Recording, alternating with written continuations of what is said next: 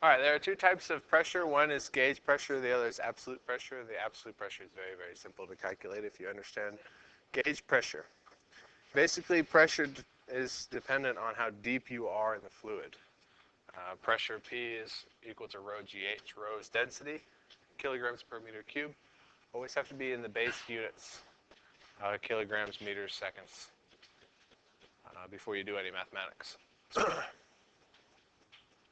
Rho is density, G is gravity, and then H is the height of the liquid column. Often that means how deep you are in the fluid.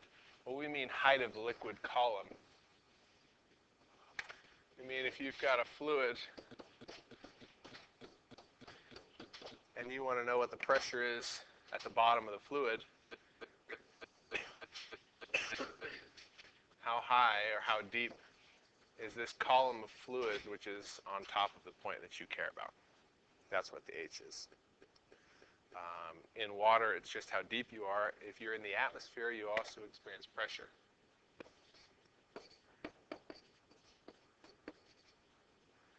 The air is a liquid, and there's a theoretical edge. Let's space this out here. So on top of your head is a column of fluid, and so you experience atmospheric pressure due to that column of fluid. If you're if you're at the ocean at sea level, what would the pressure be on top of your head? 1 atmosphere, which is 100,000 pascals, 100 kilopascals. This number, probably want to put that in your head. I think I said that yesterday. Air pressure at sea level is 100,000 pascals. And basically everything that we're going to assume that you're at sea level for when we do calculations like that.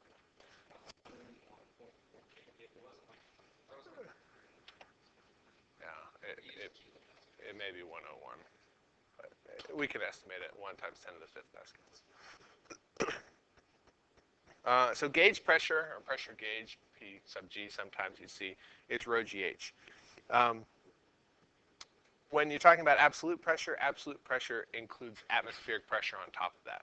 So when you're in a fluid,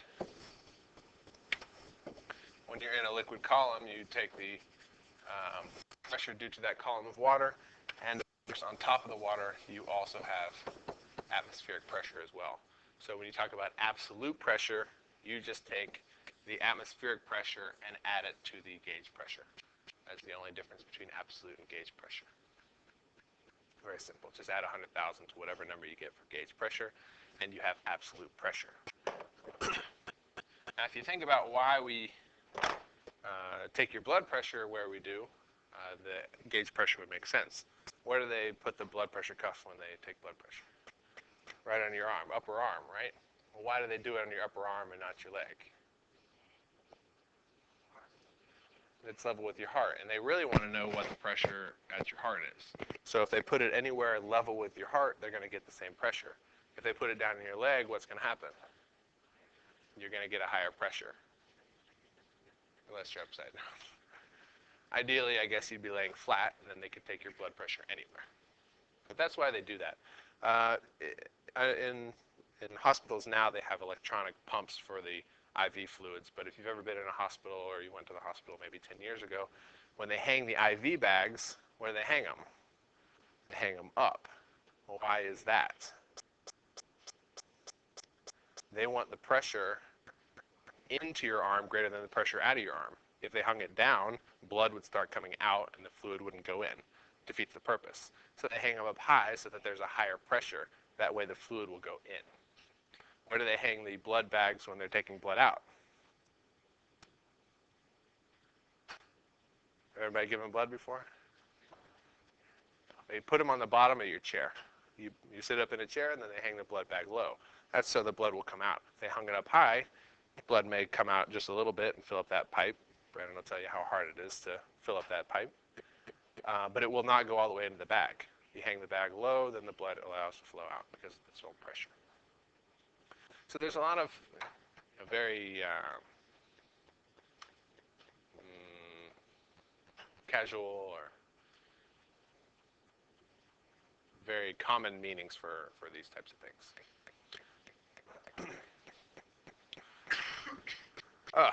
No clickers. We'll come back to it. This is a sample problem. Hoover Dam. You guys know what the Hoover Dam looks like from the side? You ever take a cross section of it? Looks like that. Why would it look like that? Right. Higher pressure on the bottom of this, so you need a thicker wall in order to sustain the water. So what is the absolute pressure? What's the hydrostatic pressure, the gauge pressure, and what is the absolute pressure at the base of the dam? Pressure. A definition is rho GH. That's gauge pressure.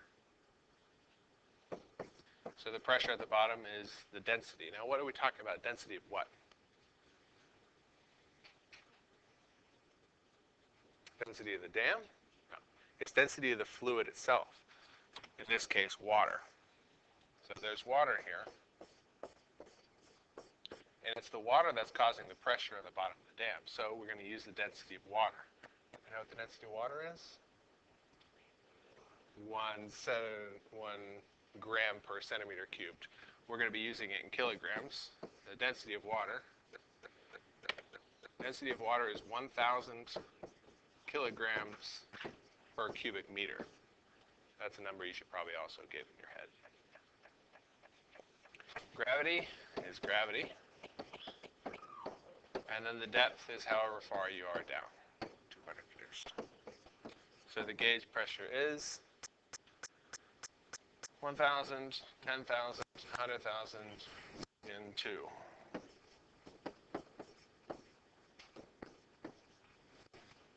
Roughly 2 times 10 to the 6 pascals.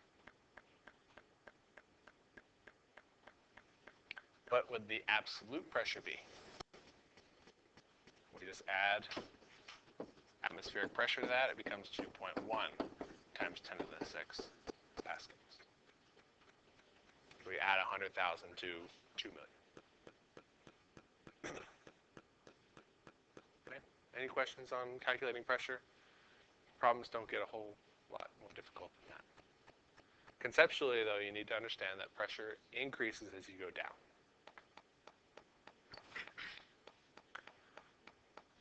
Part 2, Archimedes.